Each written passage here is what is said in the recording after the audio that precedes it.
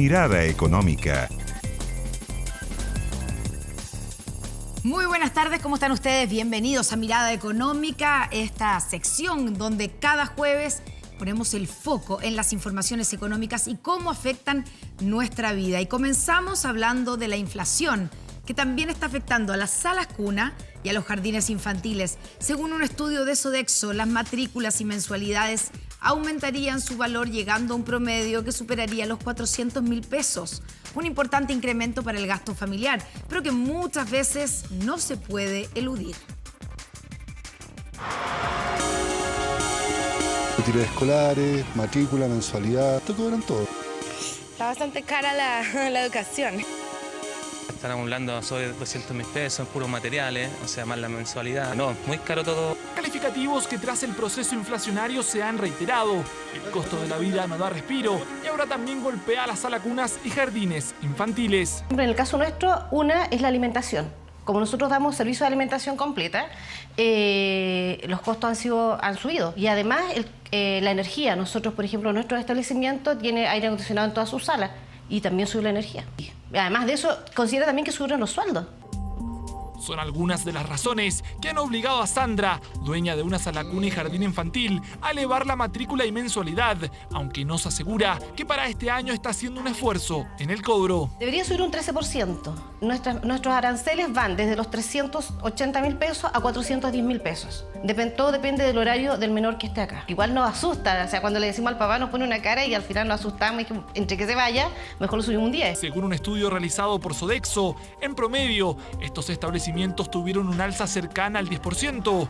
Una matrícula para una sala cuna en Chile tiene un costo sobre los 362.000 pesos, mientras que para un jardín es de más de 305.000 pesos. Pero ojo, si usted pertenece a una empresa con más de 20 trabajadoras y decide enviarla a una sala cuna distinta a la designada por el empleador, este debe asumir los gastos. Este es un beneficio sumamente importante que las empresas con más de 20 mujeres están obligadas a entregar. Es un espacio donde las empresas tienen que prestar especial atención de entregar alternativas convenientes a las mamás, y el definir los montos pasa a ser una de las variables relevantes para poder ver la cantidad de alternativas que se le ofrece a una mamá. En el caso de las mensualidades, la de una sala cuna roza los 430.000 pesos y en un jardín supera los 373.000 pesos. Un valor que para Javiera se escapa de su presupuesto, por lo que hoy está buscando alternativas más económicas para su hijo. Creo que es mucho, o sea, he sabido que la educación en Chile es muy cara, pero que ya incluso eso llega a la sala cuna y a los jardines es bien terrible. Y preferimos ahorrar para cuando realmente haya que meterlo al colegio. Altos costos que, haciendo una comparación en el caso de la mensualidad promedio de una sala cuna, tiene el mismo valor que el pago mensual de la carrera Psicología en la Universidad de Chile o el arriendo de un departamento con 2 piezas en Providencia. O sea, si quieres un colegio particular o un jardín particular, tenés que hacerte la idea, ¿no? Acá, tanto la universidad como los jardines es sumamente caro. Sale incluso más caro que un arriendo de casa. Eso vale un arriendo de un departamento, entonces es como pagar 2 arriendos. Desembolso importante, pero necesario para los padres, que en el caso de quienes viven en la región de Antofagasta es mayor al promedio nacional. Según Sodexo, en esa zona la mensualidad de una sala cuna es de 455.000 pesos. Difícil, porque en realidad la idea es que el niño esté en un lugar seguro. Bastante caro para tener por lo menos los niños que van a jugar más que nada. Mi carrera salió lo mismo que un jardín hoy en día. Gastos que para cientos de familias son obligatorios, ya que deben trabajar y no tienen con quién dejar a los hijos. Por eso, este 2023 el esfuerzo económico será mayor, a la espera que el proceso inflacionario ceda y le entregue un respiro a la economía del hogar. Bueno, y para hablar de los efectos de la inflación en nuestro país y las proyecciones económicas para este 2023, nos acompaña hasta ahora Germán González, coordinador macroeconómico de Clapes UC. Germán, buenas tardes. Bienvenido a Mirada Económica. Hola Cori, buenas tardes. Un gusto estar con ustedes. Muchas gracias. Bueno, venimos escuchando, ¿cierto?, de la inflación y en este caso la nota nos mostraba cómo en un asunto tan concreto, ¿cierto?, como el precio que hay que pagar en una sala cuna, un jardín infantil, la inflación está golpeando. ¿En qué otros aspectos de nuestra vida, de nuestro bolsillo, golpea y nos va a golpear la inflación este año? Bueno, la verdad es que este es un fenómeno que lamentablemente es bien generalizado, ¿cierto? Estamos en un proceso inflacionario que es significativo. Llevamos 22 meses con la inflación por sobre la meta del Banco Central y probablemente vamos a tener todo este año inflaciones todavía que van a ser muy altas. Y eso significa, por ejemplo, que los precios de los alimentos han estado subiendo, ¿cierto? Cuando uno mide el costo de la canasta básica de alimentos que se utiliza para medir la pobreza, por ejemplo, en Chile, está subiendo 28% en 12 meses, mucho más de lo que sube la inflación, ¿verdad? Que es el nivel general de precios. Hemos visto aumento en el precio de los combustibles, de la gasolina, ¿cierto? Del gas, de insumos básicos. Una de las características de este shock de inflación, que como sabemos tiene su origen inicial en el exceso de demanda que hubo en la economía, si uno se va un poco más atrás, y eso creo que es parte de la explicación de este problema tan grande que tenemos, que hemos tenido una secuencia de shocks, ¿verdad? Primero, la pandemia generó problemas en la cadena de suministro, eso básicamente, la producción de distintos bienes no podía llegar a destino por los cierres obligados de algunas fábricas, después eso generó problemas en los costos de transporte, y luego después vino el conflicto, la invasión de Rusia a Ucrania, ¿verdad? La respuesta de política de los países con exceso de liquidez, en el caso de Chile, los retiros de fondos, el IFE universal. O sea, es un conjunto de cosas que están generando una inflación que es excepcional, que no veíamos en Chile en prácticamente 30 años, pero la buena noticia es que estamos viendo algunas señales positivas de punto de inflexión en ese sentido, ¿verdad? Y esperamos que este año la inflación gradualmente empiece a ceder. Ya, veamos y pensemos entonces en eso, en las proyecciones para el 2023. Partiendo por la inflación, ¿en qué momento debiera empezar a ceder la inflación, pensando también en que, por ejemplo, el Banco Central en algún momento debiera bajar las tasas de interés, pero no lo va a hacer mientras no baje la inflación? Exactamente. A ver, la inflación ya está cambiando de dirección, si tú lo quieres, ¿verdad? En agosto del año pasado, la inflación llegó a un máximo de 14,1% en 12 meses, ¿verdad? Y, digamos, hay bastante consenso en que esa ha sido la inflación más alta de este ciclo. Hoy día tenemos una inflación que todavía es muy alta, pero pasó de 14,1% a 12,3%. Ahora, todavía tenemos una inflación que es 4 veces la meta de inflación del Banco Central. Y una cosa que es preocupante, ¿verdad?, es que el descenso de la inflación ha sido más lento de lo que pensaba, ¿verdad? Y lo que pensaba el propio Banco Central. Esto se combina un poco con las mejores cifras de actividad económica que estamos viendo en el mundo y en Chile, ¿verdad?, que está teniendo como contraparte, ¿verdad?, una inflación que va cediendo más lento. Y como tú bien dices, el Banco Central tiene la tasa de interés en un 11,25%, que es un nivel muy alto, para contrarrestar estos efectos inflacionarios. Y lo que ha ido pasando en las últimas semanas y un par de meses es que el mercado se ha dado cuenta que la inflación va a estar alta por más tiempo, y de la misma forma las tasas de interés van a tener que permanecer altas por más tiempo de lo que pensábamos hace un par de meses atrás. ¿Cuánto tiempo más? A ver, en primer lugar, si uno mira las proyecciones de inflación de corto plazo, se espera que la inflación de febrero sea en torno a 0,3% mensual, que es una inflación alta para el mes de febrero, que tiene una estacionalidad, digamos, positiva, pero no tan alta como las cifras de 1% más que vimos en algunos meses.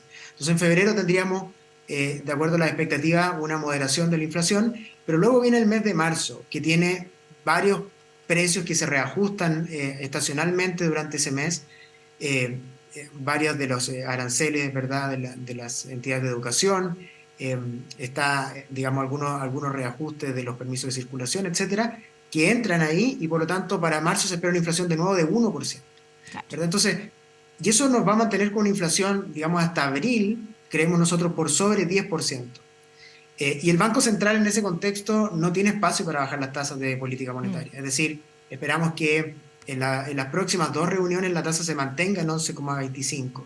Y yo creo que si el banco se da cuenta, ¿verdad?, que este proceso inflacionario está siendo aún más persistente de lo que pensaba, no debiéramos descartar una actitud aún más agresiva por parte del Banco Central en materia de tasas, porque, digamos, por los efectos negativos que genera esta inflación tan persistente que estamos viendo y por tanto tiempo en los hogares, no solo en los hogares más pobres. Cuando parte este proceso inflacionario, la preocupación obviamente se va directamente a los hogares más pobres, pero por la nota que ustedes mostraron al principio nos damos cuenta que la inflación afecta también con mucha fuerza a la clase media, ¿verdad?, que está teniendo que enfrentar estos aumentos de costos. Y algunas notas, digamos, en Estados Unidos, por ejemplo, se está destacando bastante el impacto que está teniendo la inflación en los adultos mayores, que tienen enfermedades de base, que tienen que comer determinados tipos de alimentos que han subido de precio, y se está generando un problema, ¿verdad?, digamos, social mucho más grande con esta inflación persistente que estamos viendo en este momento. Ahora hablemos del crecimiento económico para lo que viene de este año, porque Hacienda, ¿cierto?, corrigió a la baja su proyección del PIB, del Producto Interno Bruto. ¿Qué significa eso en la práctica? Vamos a crecer menos, evidentemente, pero ¿por qué se hace esta proyección a la baja? ¿Por qué da la impresión de que la situación económica va a ser aún más mala de lo que preveíamos? A ver, sí, lo que pasa es que ahí se mezclan algunas cosas, porque si ustedes recuerdan, el ministro de Hacienda, digamos, hace algunas semanas había sido relativamente optimista en su visión sobre la economía. Sí. Y había criticado, ¿verdad?, al mercado por su pesimismo, y ahora aparece con esta proyección que se corrige a la baja. Puede parecer contradictorio, pero no lo es, porque el mercado, digamos, piensa que la caída de la actividad económica este año va a ser aún mayor. O sea, las proyecciones están en torno a una caída de 1,5%, ¿verdad? Y el Ministerio de Hacienda proyecta una caída de 0,7%. Es decir, corrige la caída, pero sigue siendo relativamente optimista respecto de lo que espera el mercado y el propio Banco Central, que tiene un escenario de proyección que va de menos 1,75 a menos 0,75. O sea, Hacienda se pone en la parte más optimista de las proyecciones con la cifra que publica. Pero de todas maneras, efectivamente, hay una caída de la actividad económica. Ahora, esa caída, digamos, partió el año 2021 y se va a extender durante algunos meses de este año, pero la mayor parte de las proyecciones apunta a que el segundo semestre de este 2023 debiéramos tener cierta recuperación en la actividad económica. Y en el margen, creo que es bien importante señalar que hemos tenido algunas noticias positivas, tanto desde el ámbito internacional como en la economía chilena, que permite que hoy día seamos menos pesimistas respecto al desempeño de la economía chilena. ¿Cuáles son esas noticias positivas que nos permiten estar un poco menos pesimistas? A ver, en el escenario internacional, digamos, la reapertura de China creo que es un hecho esencial para el optimismo que hay en los mercados respecto de los países emergentes. Chile es uno de ellos, ¿verdad? Por la importancia que tiene China en los mercados globales. O sea, el fin de la política de COVID-0 marcó un punto de inflexión bien importante en la visión del escenario internacional. Eso por un lado. Por otro lado, ¿cierto?, hace algunos meses atrás estábamos muy preocupados por la forma en que la guerra en Ucrania iba a impactar a la economía de la eurozona, especialmente por su dependencia de energía, ¿verdad? Pero lo que hemos visto es que Europa acumuló inventarios y afortunadamente ha tenido temperaturas sobre las normales, ¿verdad? Y eso permite reducir los riesgos de una crisis energética en Europa, segundo factor positivo. Y tercero, la economía de Estados Unidos, ¿verdad?, que había mucho temor de que tuviera una recesión, digamos, importante este año, ha tenido cifras de actividad económica bastante positivas. En materia de empleo, ¿verdad?, está creando empleo con mucha fuerza, las cifras de ventas minoristas y otras muestran que la economía se está viendo más resiliente e incluso podría no tener una recesión la economía de Estados Unidos este año. Y por lo tanto, yo diría que esas son las tres grandes noticias en el ámbito internacional.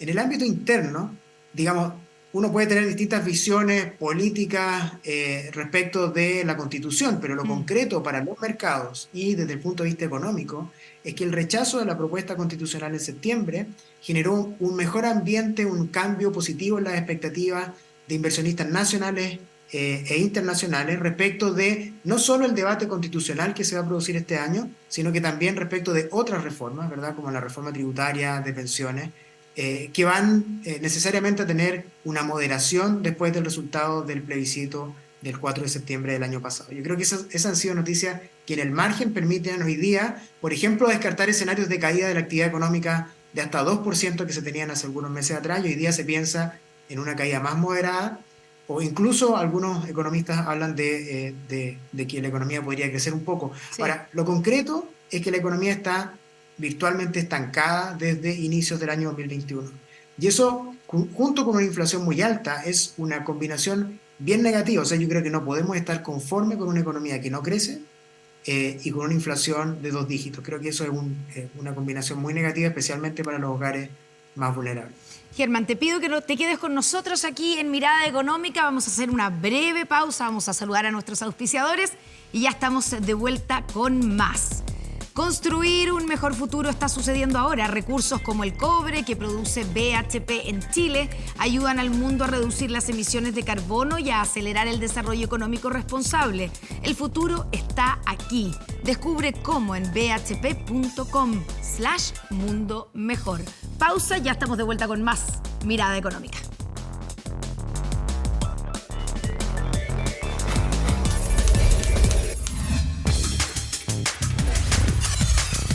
Mirada Económica. Mirada Económica.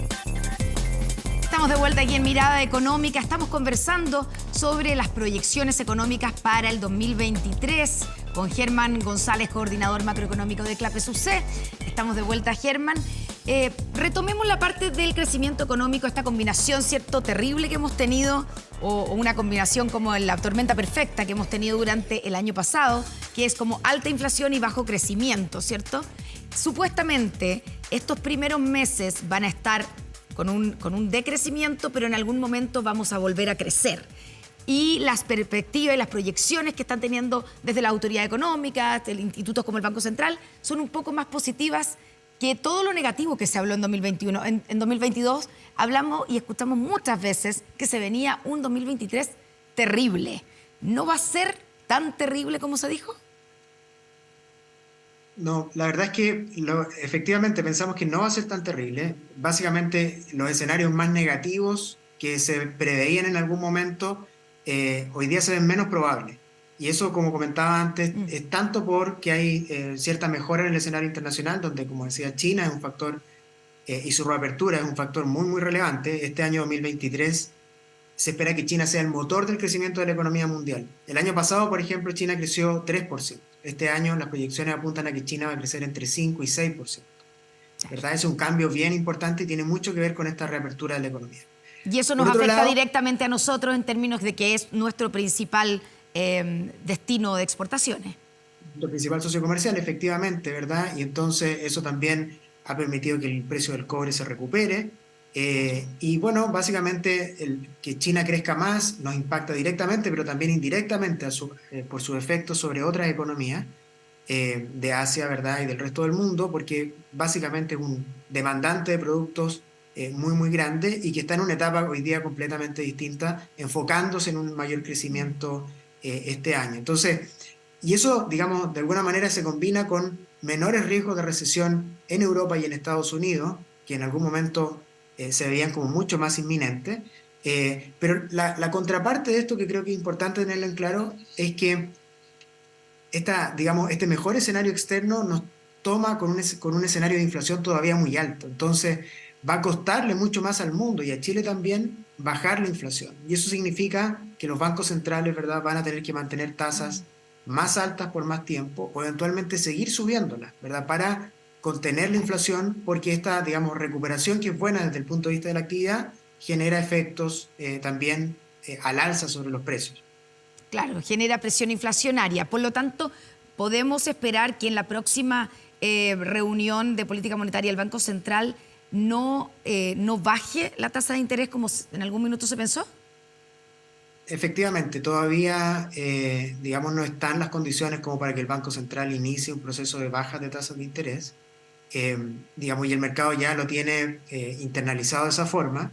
Eventualmente, en la reunión de mayo, ¿verdad?, podríamos empezar a ver un cambio de signo de la política monetaria, pero eso requiere que la inflación efectivamente comience a ceder. Como comentábamos hace un rato, si uno sigue las proyecciones del mercado, la inflación va a estar todavía sobre 10% en el mes de abril. Entonces, es una inflación que no puede dejar cómodo un banco central que tiene una meta de inflación de 3%. Es decir, necesita el Banco Central señales mucho más claras de que la inflación está volviendo al 3% antes de empezar a bajar las tasas de interés. Y eso se ha ido postergando, ¿verdad?, en línea con este mejor escenario de actividad económica que tuvimos en Chile y que también se está viendo en el escenario internacional. Germán, hablemos del mercado laboral, de qué pasa en ese mundo, digamos, a raíz de estas proyecciones de crecimiento económico bajas, también las proyecciones que se había hecho en algún momento era que íbamos a llegar a una tasa de cesantía de 2 dígitos. Algo que no ha ocurrido. ¿Podría ocurrir ahora a comienzos de este año con la caída en la actividad económica? Es bien importante destacar que las cifras, digamos, de deterioro de la tasa de desocupación siempre han sido proyectadas para el primer semestre de este año, ¿verdad? El mercado laboral tiene estacionalidad, genera más empleo en el verano, en la agricultura, en el comercio, y por lo tanto en esta fecha, ¿verdad? Todavía estamos en ese periodo de estacionalidad favorable para el mercado laboral. Y, digamos, es muy probable que durante el primer semestre de este año tengamos aumentos de la tasa de desocupación, compatible, ¿verdad?, con una actividad que va a estar débil y con esta estacionalidad que se hace menos positiva. Ahora, ciertamente, en la medida que las proyecciones de crecimiento de la actividad económica o de decrecimiento, ¿verdad?, mejoren, como está ocurriendo, bueno, el impacto sobre el mercado laboral va a ser menor. Sin embargo, creo que es importante notar que no solamente hay que mirar la tasa de desocupación como indicador de debilidad o fortaleza del mercado laboral. Por ejemplo, los salarios reales, ¿verdad?, que el poder adquisitivo está cayendo consecutivamente a tasas bien relevantes, y eso también es un indicador que muestra debilidad en el mercado laboral. A las personas, ¿verdad?, a todos los trabajadores les interesa tener empleo y que el salario que ganen por ese empleo le permita, ¿verdad?, comprar bienes y servicios que necesita. Y ahí, en ese sentido, la inflación ha estado muy por sobre el crecimiento de los salarios. Y otra cosa que también es importante es que cuando uno mira indicadores alternativos, ¿verdad?, como las ofertas laborales por Internet que publica el Banco Central, bueno, eso muestra una pérdida de dinamismo bien significativo en las oportunidades, ¿verdad? Una economía que no crece, es normal que no genere empleos, puestos de trabajo, y eso lo estamos viendo con bastante claridad. Todavía, efectivamente, no vemos un aumento del desempleo, pero esperamos que eso ocurra durante el primer semestre de este año. ¿Cuáles debieran ser los meses más difíciles en términos del desempleo? Bueno, habitualmente son los meses de invierno, ¿cierto? De junio, julio, agosto. Esos son los meses más complejos porque ahí también hay un sector que está siendo bien afectado por este debilitamiento de la economía, que es la construcción, ¿verdad? Donde además cada cierto tiempo tenemos señales de proyectos que se van rechazando y eso, digamos, impide el desarrollo de este sector. Y un sector que es muy intensivo en mano de obra, que, digamos, las proyecciones apuntan a que va a haber una contracción, las proyecciones de la Cámara, por ejemplo, chilena de la construcción o del Banco Central, que el sector construcción este año caería, ¿verdad? Y eso iría acompañado también de pérdida de puestos de trabajo. Por eso es bien importante, ¿verdad?, a mi juicio, que en el debate de las políticas públicas se vuelva, digamos, a discutir también de la importancia de la inversión, del crecimiento, por los efectos que eso tiene en la generación de empleos. Ya, finalmente, Germán, se nos acaba el tiempo, pero hablando de proyecciones, ¿cierto? Los créditos que hoy día, los créditos hipotecarios, el acceso, ¿cierto?, de la gente a bienes importantes como son las viviendas, ¿debieran bajar en algún momento? O los precios de las viviendas, porque también al mismo tiempo vemos que ha perdido dinamismo tú mismo decías, ¿cierto?, la construcción, se están vendiendo menos viviendas, pero uno no entiende por qué siguen los precios tan altos y por otro lado está cada vez más difícil acceder a un crédito para comprar una casa. Claro. A ver, yo diría que primero, si uno mira por el lado de las tasas de interés, acá hay al menos 2 factores que son muy importantes. Primero, el impacto que generó los retiros de fondos previsionales, ¿verdad?, en la disponibilidad de liquidez del mercado de capitales. Ahí acabamos de conocer una cifra actualizada que fueron 53.000 millones de dólares los que salieron del mercado de capitales. Recursos que en parte se destinan a préstamos hipotecarios, ¿verdad? Y esa plata salió del sistema. Ahora en abril, ¿verdad?, se cumple un año de que se discutió el último retiro de fondos previsionales y podríamos volver a tener esa discusión, ¿verdad? Si se repiten los retiros de fondos previsionales, bueno, es muy difícil que veamos las tasas de interés de los créditos hipotecarios volver a lo que eran antes de octubre del 2019, que fue cuando empezaron a aumentar. Bueno, si eso no ocurre, ¿verdad?, si somos capaces de frenar esos retiros de fondos previsionales, yo diría que la segunda gran variable importante es la política monetaria que discutíamos hace un rato y lo que haga el Banco Central con las tasas de interés. En un escenario en que el Banco Central comienza a bajar las tasas en el segundo semestre y las sigue bajando durante el próximo año, efectivamente debiéramos tener tasas de interés de crédito hipotecario y condiciones más favorables para acceder a un crédito de las que tenemos hoy día.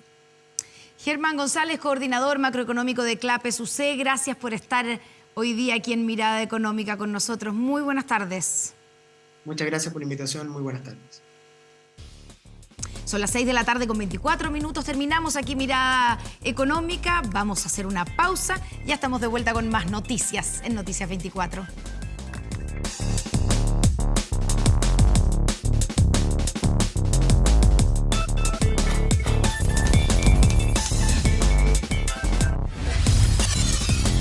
Mirada Económica.